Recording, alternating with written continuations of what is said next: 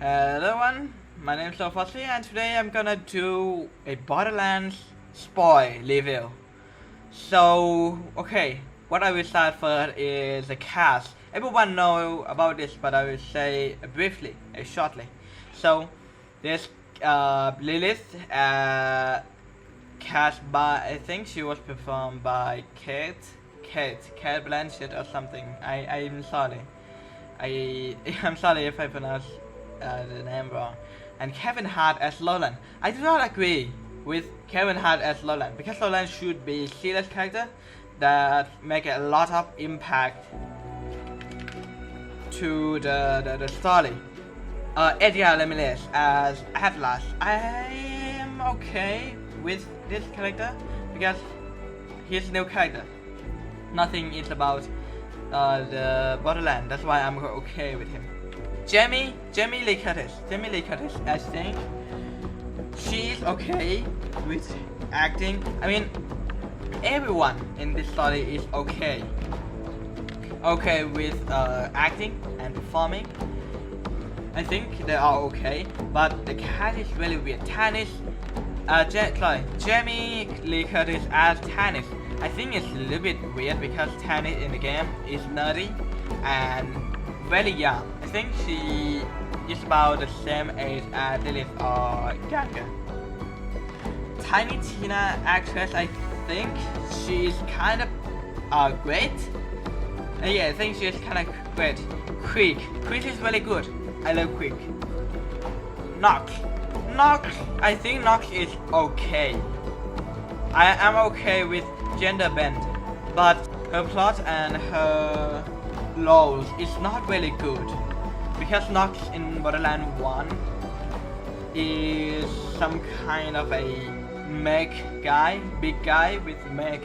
I'm not really sure why they didn't add mech from Borderlands 1 too. It's really weird that you're gonna do Borderlands 1 but you didn't made any mech from first one that Nox was on it. It's like a suit, not like a mech, it's like a suit. Jack Black as a claptrap. I don't really have opinion on this. Marcus Benjamin Byron Davis. I think this one is okay. I think he's doing pretty good. I didn't saw Crump. For some reason I didn't saw Crump. Gina Gershon as Moxie. This is perfect. I love Moxie so much. But in the movie, Moxie somehow isn't flirty, because in the game we saw that from the game Borderlands 1, Borderlands 2, Borderlands 3, Tiny Tina Wonderlands, and Tales from Borderlands pre-sequel. All of this, Moxie are very flirty. She's selective type. Ellie, I saw Ellie. Ellie doesn't have any plot. And Scooter doesn't have any plot too. So I will cut these two out. They just here for a cameo. Okay, now it's a story sequence. Okay, so first off, if I got anything wrong, you can comment because I can't remember all of them, but I will try to tell all the story. So let's go. So the story starts with Roland. He is an ex-Atlas, we all know this. He break in and rescued Tiny Tina while they in some kind of space station. But this space station is not Hyperion. Hyperion is edge, right? It's edge shape space station. But this space station, it looks like circular, circles. It looks nothing like Hyperion base. Just circle, boring space station. They escaped and got out. Why they are escaping? Roland and Tina, why they escaping? Creek also got out. Apparently Creek and Tina is some kind of friendship that bonds very kind of good too. Then the scene cut out to Lilith doing her quest on Promethea, I think.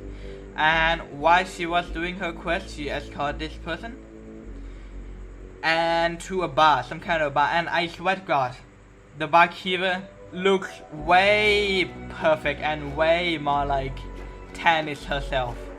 She can be perfect with Tannis, to be honest, with her appearance. And when she arrived with this place, Lilith ordered her drinks and stuff, and there is at last employee that tracking down Lilith so they can hide her. And Lilith was like, yeah, I'm not interested. And Lilith killed all of these people, all of them. Left with only one person that she knocked down. And there's a guy, this scene is kind of funny. There's a guy standing up and he crab, and it was like, oh, I'm so impressed. Lilith, I never met her before. I never met you before. And then Lilith killed him with only one shot.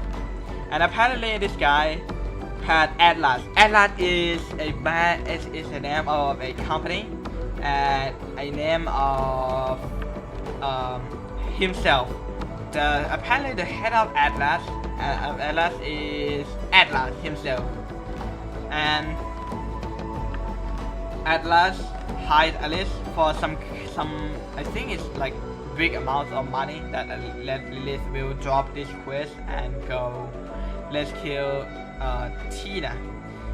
So the brief is Lilith have to go rescue his daughter Tina on a planet Pandora. I'm not sure how did Lilith got out of Promethea, but I'm sure. There's answer, but I will tell you on the story, on the back half of the story. So she alive at the Pandora, and she starts searching immediately. In this scene, you will see a lot of blacks, a lot of skags, and this monster looks really great. The prop in this movie is really great. I love it. Then she meets with some kind of native of that area of Pandora, and somehow they still did not die. From the background, it looks like they are in Devil Lesser or Ascension Bluff. I'm not sure, but they look like they are near that area. And from asking from native, she walked and searching for Tina, walk to there, and then she meet Marcus on a bus.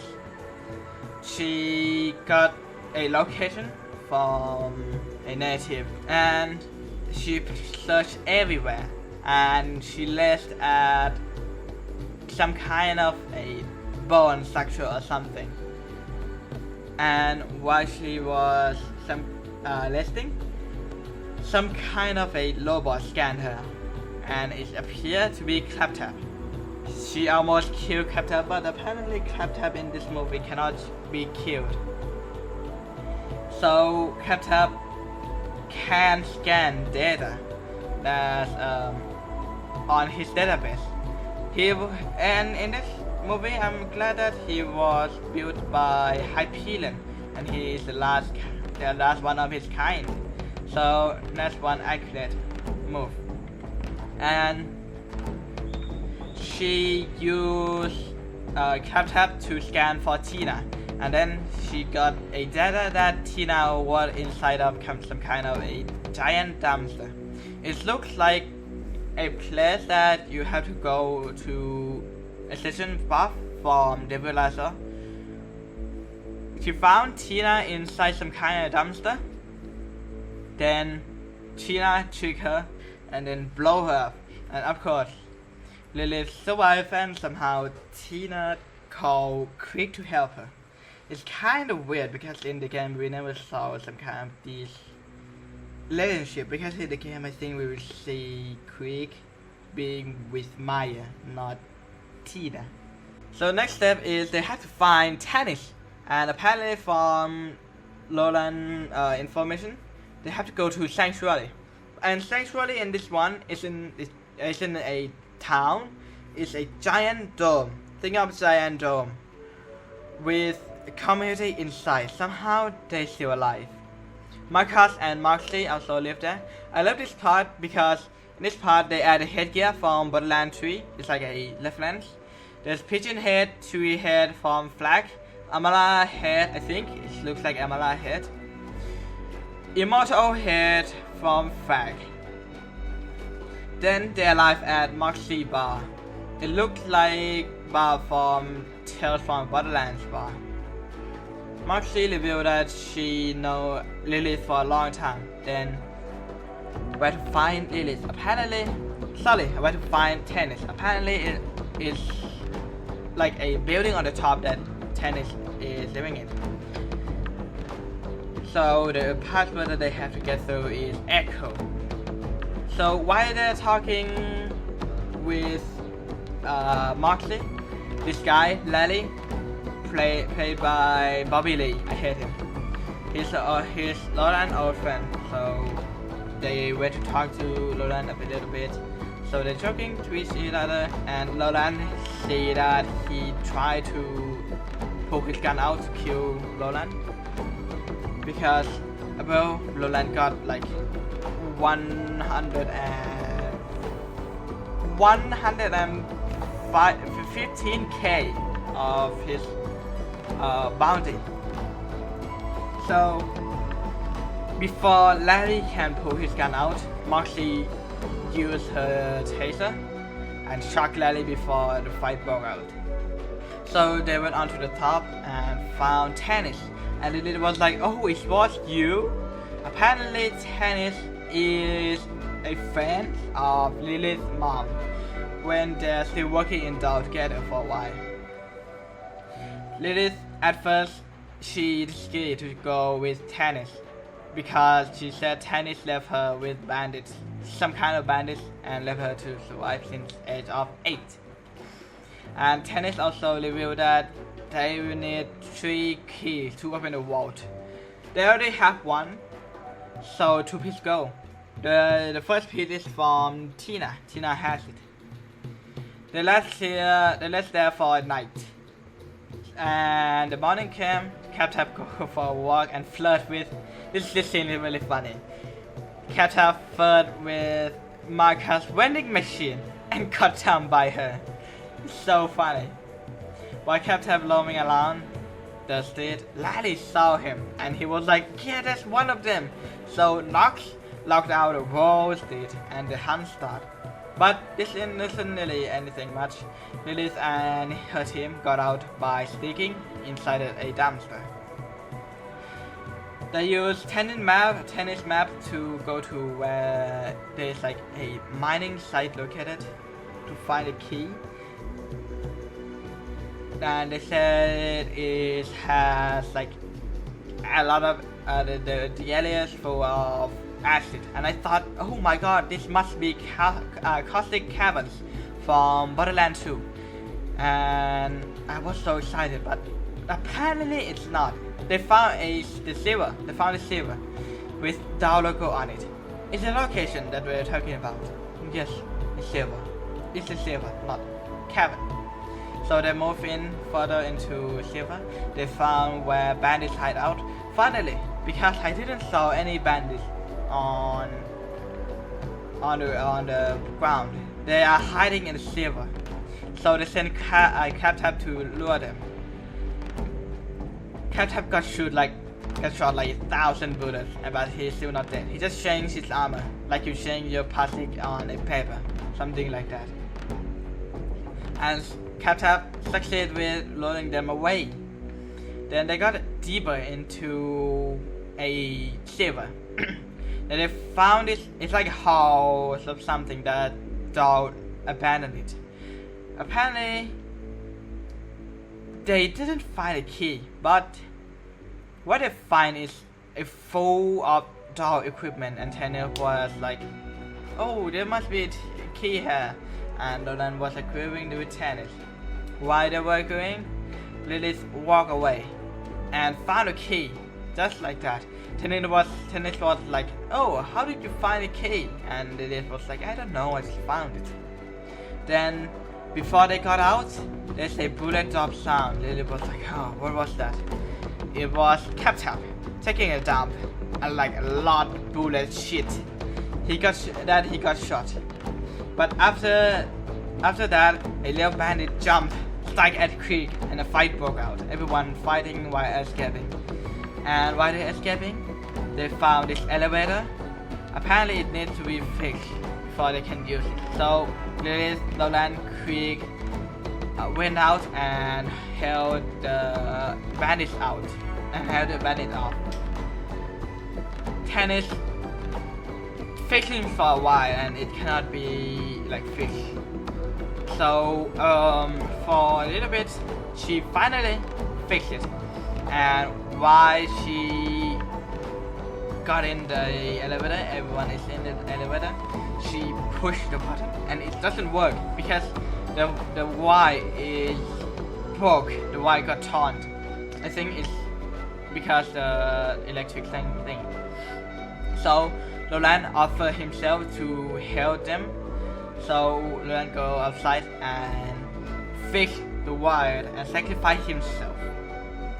Lilith and the team got blasted out of the hole, and while they were on the air, and while they in the air, they somehow shift to the ground. And Tina thought it was her power and thought she was a special girl. Liz and her team got out of that place and alive at some kind of a abandoned town, I think.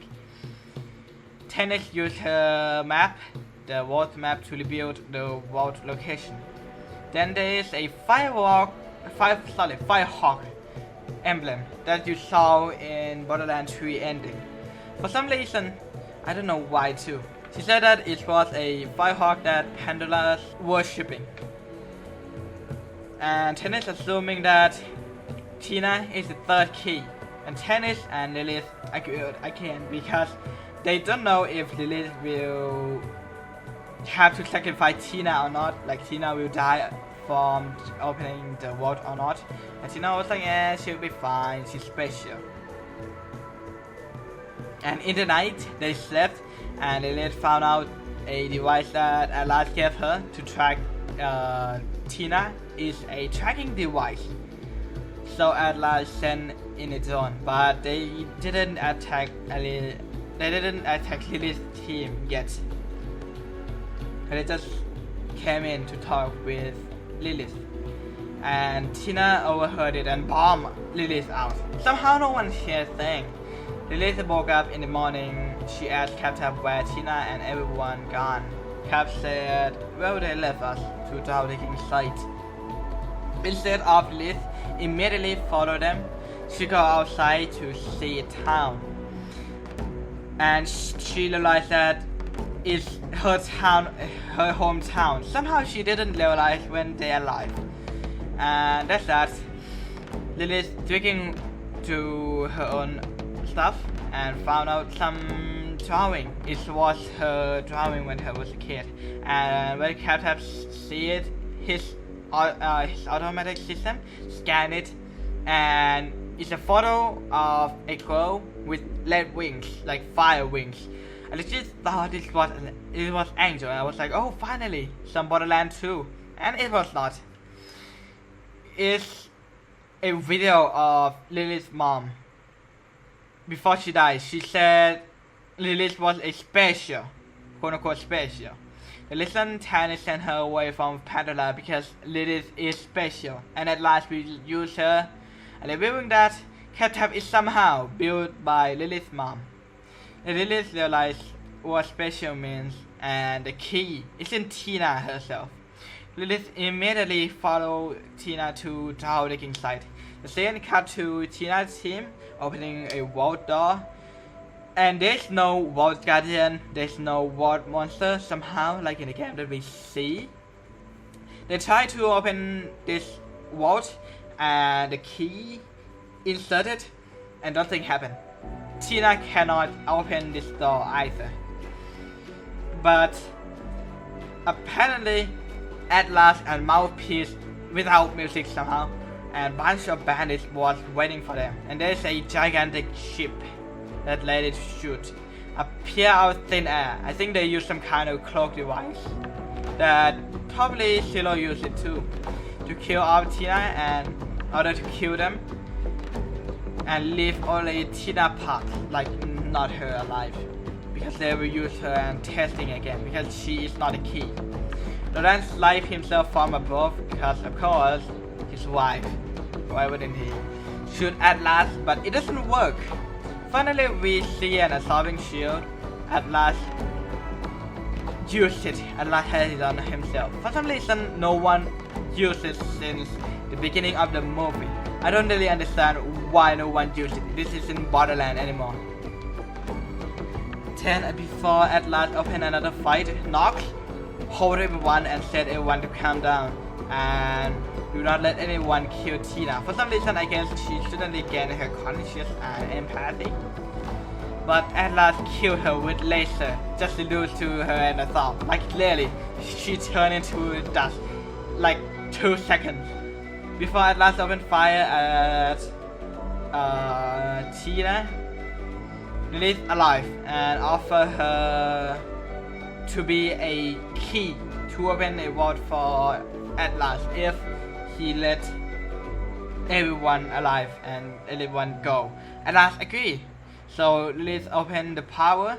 Then somehow she gained her most powerful silence power from this vault. So in this game, so in the game they were born with silent power when they were born, but this one they have to open the vault first, then they will gain silent power. So, but also she doesn't have to charge her power from Iridiums in the games that you see. She can just use her power as she wanted. A final fight broke out. Lilith used her power to protect everyone. It's like a fire shield, but it's still not enough to break Atlas' shield. She tried to attack the gunship, but it doesn't work because I guess she doesn't have much power. Then the ship shoot her, then she lost her outer power for a while, for a moment, and she lets up again and used dash to the ship, but she isn't strong enough. Then she got shot by a ship like 2 times, but she wasn't going down because, well, she's Protagonist, why was she? She gained her power, then blasted the ship open, destroyed it, and everyone won. At last, take Tina as a hostage and offer Lilith to open the vault and take him in there. I'm not sure why would Atlas do a deal that stupid. 3 of them step into both vaults. It's a weird looking plate. It doesn't look like a vault in game. It looks like a vault for pre-sequel that has vault monster inside, but this one is empty. And when they got in, for some reason, when Lilith is in there, her silent power somehow grows very stronger. She can now shifting faster than light, like no one see where she go. She took Atlas' shield off, and Tina broke out of his control. I thought we were finally gonna see a fight between these 2 people and Ward Monster, but nope. There's no Ward Monster. In the final scene, Ward Monster with tentacles grabbed Atlas away and probably killed him. We probably see him in sequel if that ever came out. Then all the Alice team go back to Sanctuary and celebrate. Lilith and Tina stay on rooftop for a while.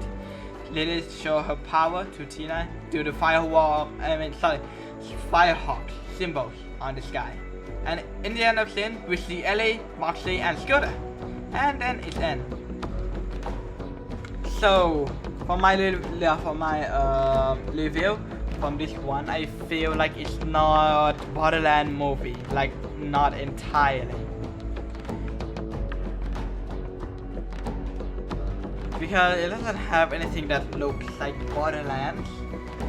It has some aspect, yes, but if you want to watch Borderlands Movie, don't watch it. But if you want to watch a Borderlands remake. Yeah, I think you can have a really fun time with it. I love Moxie. Moxie isn't selective anymore. She isn't flirty. She should be, but this one isn't for some reason. I don't really understand why. There was this scene with Scooter and Ellie, but they came really in the very ending of the movie. Only one scene as a cameo. There's no scene at the desert. There's no scene at the snow biome. There's no scene at any region except then around the Ascension buff. I think that's the area that they stay on, and I don't really say any area other than that. Creek is perfect, but like I said, there's no Maya, there's no anyone, there's no Mordecai, there's no Brick too. I don't really understand why they cut it. I don't know.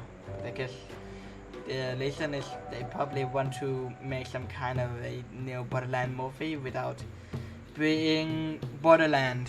I don't really understand why they would do this. It's like Halo series, but I think this one is better than Halo series because at least they have